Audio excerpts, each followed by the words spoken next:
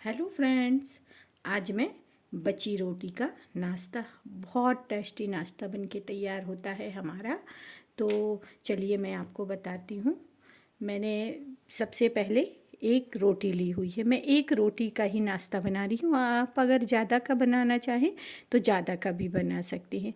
मैंने एक के हिसाब से ही सामान लिया हुआ है। तो मैंने ना एक रोटी ली हुई है, देखिए एक बची हुई रोटी ली हुई है, एक गाजर ली हुई है छोटी सी, और मैंने कुछ फल्ली दाने लिए हुए हैं। फल्ली दाने को हमको ना रोस्ट कर लेना है और हल्का सा कूट लेना है इसे, इसके छिलटे निकाल के। और अगर आप कूटना नहीं चाहते तो मिक्सी में इसे दरदरा पीस लीजिए। और एक आलू लिया हुआ है, और एक टमाटर लिया हुआ है, और एक मीडियम आकार की प्याज ली हुई है। और मैंने ना थोड़ी सी चने की दाल को भिगा दिया था। 3-4 घंटे हम चने की दाल को हमको भिगा लेना है। तो इस तरह से मैं एक रोटी का आपको नाश्ता बना के बताती हूँ। तो मैं प्याज टमाटर को काट लेती हूँ, और जो हमारा आलू है ना, इसे किस लेना है। आलू और गाजर को हमको किस लेना है। तो मैं आलू और गाजर को किस लेती हूँ, प्याज टमाटर को काट लेती हूँ। इस तरह से मैं इसे किस लेती हूँ। आप अगर इसे मसलना चाहें तो एकदम बारीक भी इसे मसल सकते हैं, इसमें गुठलियाँ ना रहे, इस तरह से मसल लीजिए अगर आप किसना नहीं चाहते तो। इस तरह से मैं आलू और गाजर को किस लिया है। तो सबसे पहले हम मसाला बना लेते हैं। आप जो हमारा आलू और गाजर को मैंने किसा था, इसमें हम सबसे पहले काली मिर्च डाल देते हैं। तो काली मिर्च मैंने ना थोड़ी सी ली हुई है, आप अपने हिसाब से ले सकते हैं। मैंने आधी चम्मच से भी कम काली मिर्च ली हुई है।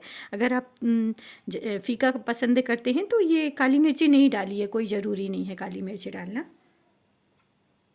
अब मैं इसमें भुजा ज़ीरा डाल देती हूँ।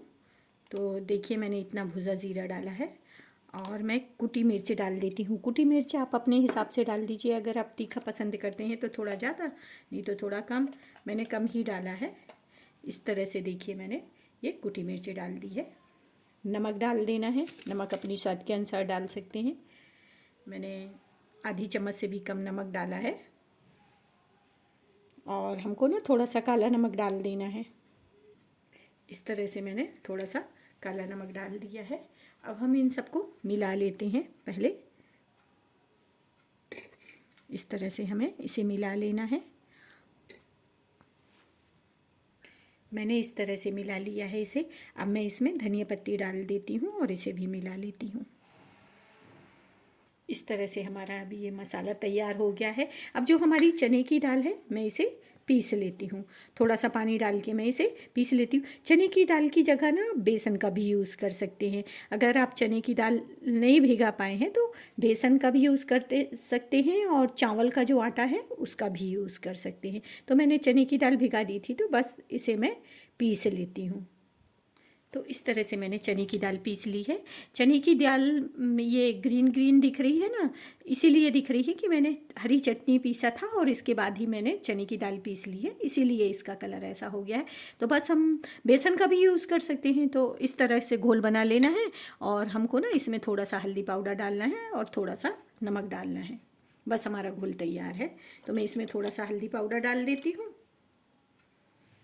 और थोड़ा सा मैं नमक डाल देती हूँ।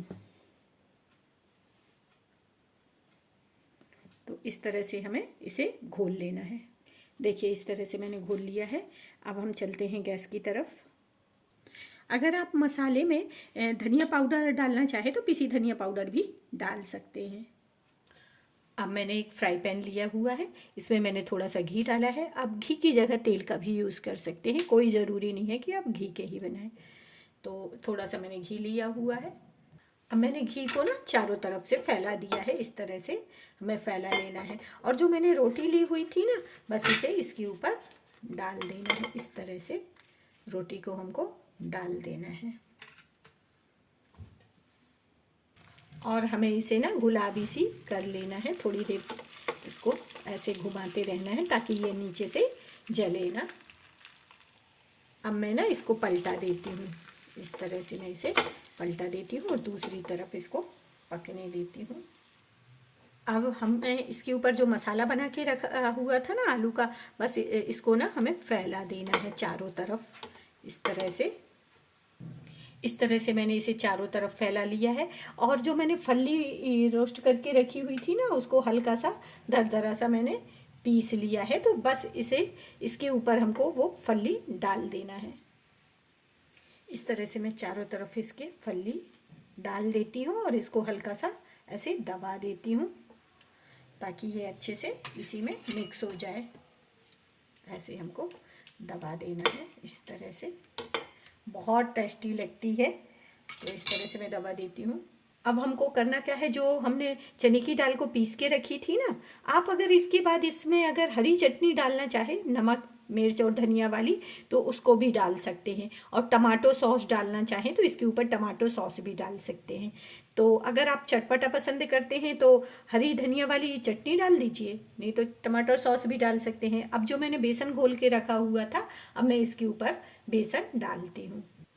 बेसन को ना हमें इस तरह से डालना है कि ये चारों तरफ से फैले ना, इस तरह से ऐसे थोड़ा थोड़ा करके ऐसे डाल देते हैं। और आप चाहे बेसन, आप चाहे तो जो चावल का आटा आता है ना, उसको भी डाल सकते हैं। इस तरह से ऐसे फैला दीजिए, ये चारों तरफ ये ऐसे फैला देना है हमको। जैसे मैंने बताया है वैसे ही डालिएगा ताकि ये चारों तरफ से बहे ना, नहीं तो फिर ये किनारे किनारे जो निकल जाता है ना, तो वो अच्छा नहीं लगता है। बस इस तरह से हमको डाल देना है। अब हम चम्मच की मदद से इसको पलटा देते हैं ताकि इस तरफ भी ये पक जाए। तो मैं इस तरह से इसे पलटा देती हूँ और थोड़ी देर इसको ढक के रख देती हूँ। आपको ना इसके चारों तरफ थोड़ा थोड़ा ऑयल डाल देना है। मैं इसके चारों तरफ थोड़ा थोड़ा घी डाल देती हूँ। घी डालना है तो घी डाल दीजिए, ऑयल डालना है तो ऑयल डाल दीजिए। तो इस तरह से मैं चारों तरफ इसके घी डाल देती हूँ और इसे थोड़ी देर के लिए ढक देते हैं। अब हमको ना इसको पलटा देना है। देखिए इस तरह से मैं इसे पलटा देती हूँ, ये देखिए। और अब हम इसके ऊपर प्याज डाल देते हैं, जो मैंने बारीक बारीक काट के ली हुई थी। तो इसे डाल देती हूँ। इस तरह से हमको प्याज को फैला देना है। और जो मैंने टमाटर लिया हुआ था ना, इसे भी डाल देती हूँ इस तरह से। अगर आपके पास पनीर हो तो पनीर भी डाल सकते हैं, शिमला मिर्च हो तो उसे भी काट के डाल सकते हैं, चीज़ हो तो चीज़ को भी आप डाल सकते हैं। बस मैं इसके ऊपर अब जो बारीक नमकीन आता है उसे डाल देती हूँ इस तरह से। और मैंने थोड़ी सी ना फूल गोभी को घिस लिया था, उसे डाल देती हूँ। और हरी धनिया, इस तरह से मैं फूल गोभी घिस लिया था उसे डाल देती हूँ और हरी धनिया डाल देती हूँ। बन गया हमारा, तैयार हो गया है। बस गरम गरम इस तरह से बनाइए, बहुत टेस्टी लगता है ये नाश्ता। तो चलिए मैं इसे एक प्लेट में निकाल लेती हूँ। इस तरह से मैं पिज़्ज़ा कटर की मदद से इसको ऐसे काट लेती हूँ, इस तरह से। और ये बहुत अच्छा पिज़्ज़ा का स्वाद है इसमें, बहुत टेस्टी लगता है ये जो बची रोटी का नाश्ता है। तो इस रेसिपी को ना आप ज़रूर एक बार ट्राई करिएगा और अगर अच्छी लगे तो प्लीज़ एक लाइक करिएगा। तो मैं आपको दिखाती हूँ, देखिए इस तरह से मैंने काटा है। देखिए बहुत टेस्टी नाश्ता बनके तैयार हुआ है हमारा। मेरी रेसिपी आपको कैसी लगी बताइएगा, और अगर अच्छी लगे तो प्लीज़ एक लाइक करिएगा।